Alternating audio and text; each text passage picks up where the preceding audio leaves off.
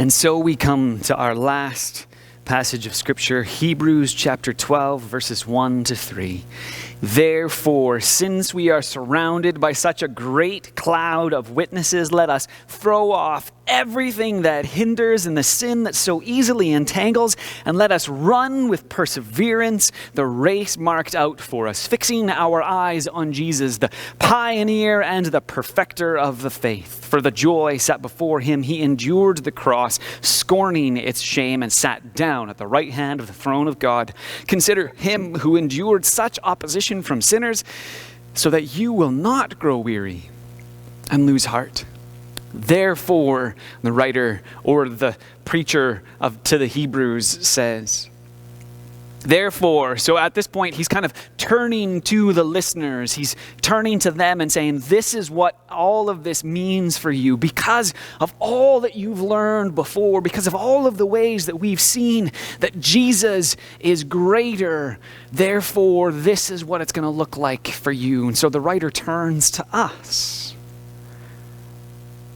Now, we've outlined how Jesus is superior to everything, and it kind of goes in 4 sections in the book of Hebrews, if you remember. If you don't remember the overview, I think you could go and check out the Bible Project's overview of the book of Hebrews. It's a great overview of what it looks like.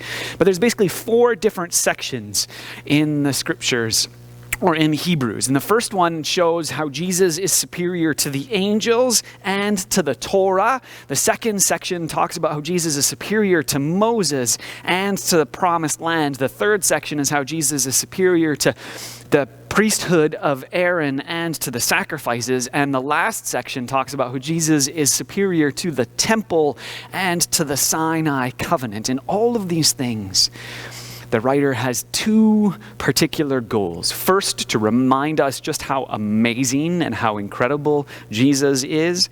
And the second is to encourage or maybe even to challenge us to remain faithful to Jesus, especially if, or maybe when, things get hard.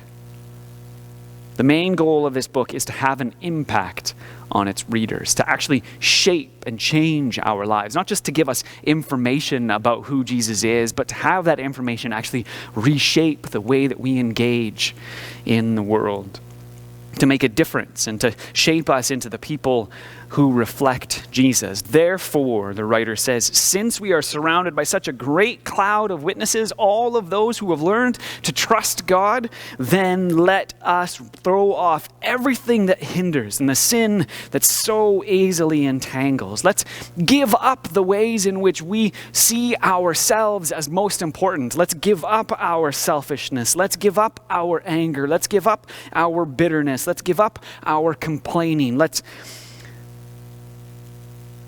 give up our greed and our divisions and our envy. And I mean, there's all kinds of lists in the New Testament and all things that we know that are not really good.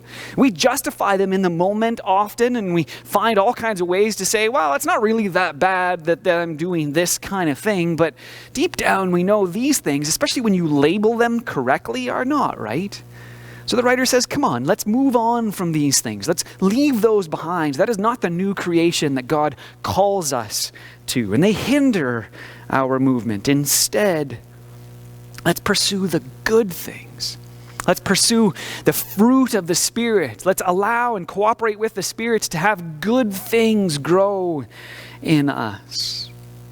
That way we can be more loving, joy-filled, and peaceful people, not known for being angry and complaining and demanding certain things, but being happy and loving and caring and peace-filled and peaceful with those who are around us. People characterized by patience, by goodness, and by faithfulness, remaining true to certain things and people and even institutions like particular churches.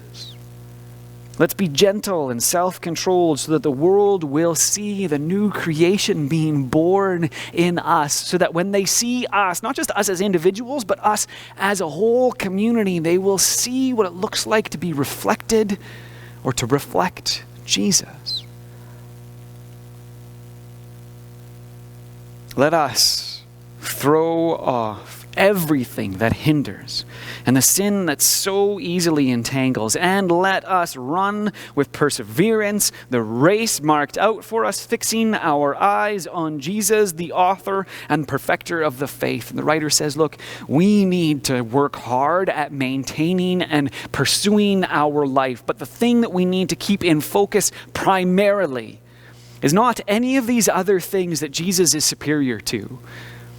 It's not the angels or the Ten Commandments at Sinai. It's not Moses and the Exodus. It's not the priesthood of Aaron and the sacrifices that were given, or even our own ways in which we sacrifice as we give of our time and talents and monies. These are good things, but that's not what we should be focusing on. Nor should we be focusing on and thinking about the temple itself or the ways in which we have failed to do the things that God has called us to, because a new covenant has come in Jesus. So let's fix our eyes on him. Let's keep him central in everything we do, because he is better than anything else. Clayton Jennings puts it this way in a spoken word piece that he calls Jesus Is. Well, he is more than you could ever need. He is more than the eye could see. I don't deserve his love, but he's always been there for me. You see, Jesus met me when I was at my lowest. And if you don't know Jesus, know this. He is the greatest example of generosity this world of greed has ever seen. And when Jesus hit the scene, he changed the scenery and met diversity with serenity. If you are looking for peace, he offers plenty. Jesus was and Jesus will be forever King. And when the angels sing, they sing of the grace that was displayed for sinners like me. I can't explain him and I can't describe him, because if I could, he wouldn't be Jesus, because you can't explain eternity and you can't comprehend the galaxies, but it was the loving hands of Jesus who spun them into existence and created man. Knowing that he would go to the cross to pay our sentence, there was a certificate of judgment with a period after the sentence, and we were sentenced to death long before it was said, "It is finished." He is a father to the orphan, a shelter for the homeless, a hiding place for the abused, and an anchor for our storms. He stormed the gates of hell and came out on top, and the power of his gospel cannot be stopped, even when the world tries, and they try a lot. He traded places with Barabbas and became a catalyst of missions around the world, covering every portion of the atlas. If you're in need of rest, I know a mattress. If you don't know Jesus, your future is tragic, but he gladly embraced tragedy so that we could live in the presence of his majesty. His presence is presence, and it is his presence that presents preciousness to a world of peasants. He's far from pretentious, but he still loves those who are. He's a light of the world that hung on the stars. He brings life to the dead, but delivers life from the dead. He took a crown of thorns on his head so we can put crowns at his feet. And I can't wait until the day that I get to kiss his feet that were nailed to the cross for me and for you and for every other person around the world. He loves the world, and I love his word, because his word became flesh. And in his flesh, he demonstrated to the world what the word was. He's an example to every boy and every girl. He's a lover of black people. He's a lover of white people. He's a lover of the unchurched and the assembly under the steeple. He doesn't see believers' failures, but still takes time to celebrate their faithfulness. It is his spirit that enables us and gives us boldness, even when the world labels us. If you want to label me, please call me a Jesus freak. If that freaks you out, good, because it's better to be good with God than to fight being misunderstood by a world that could never understand. So let it be understood that I don't worship man, I worship Jesus. And although he doesn't need us, he still sees us and pleads with us to run to the cross where he bleeds for us. His heart bleeds for us. His heart grieves for us, but still graciously grants us a pardon for our treason in a season when the world tries to explain away the work of the Spirit with human reasoning. And here's the reason why they can't. Because his spirit is like the wind, and the wind cannot be seen, but loved is he who believes without seeing the unseen.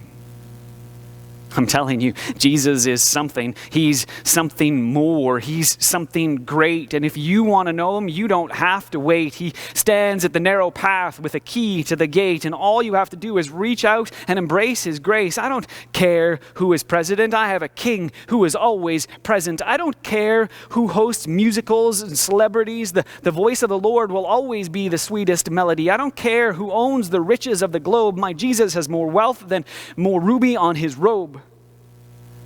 I don't care who's the strongest or the fastest. Nothing matches the creator of the universe and his immortal, infinite status. I don't care about religious leaders who died and stay dead. I worship the one who conquered death and wears a crown on his head. His name is Jesus, and I'm telling you, he is something. He was faithful yesterday. He's faithful today. I can feel his presence whenever I pray. And when the time comes for me to fade away, I would remember the day that I heard him say, "My name is Jesus." Therefore, the writer says, since we are surrounded by such a great cloud of witnesses, let us throw off everything that hinders and the sin that so easily entangles. Let us run with perseverance the race marked out for us, fixing our eyes on Jesus, the author and the perfecter of our faith. For the joy set before him, he endured the cross, scorning its shame, and he sat down at the right hand of the throne of God. Consider him who endured such opposition from sinners, so that you will not grow weary, so you will not lose heart. Let us all learn to trust and live by faith.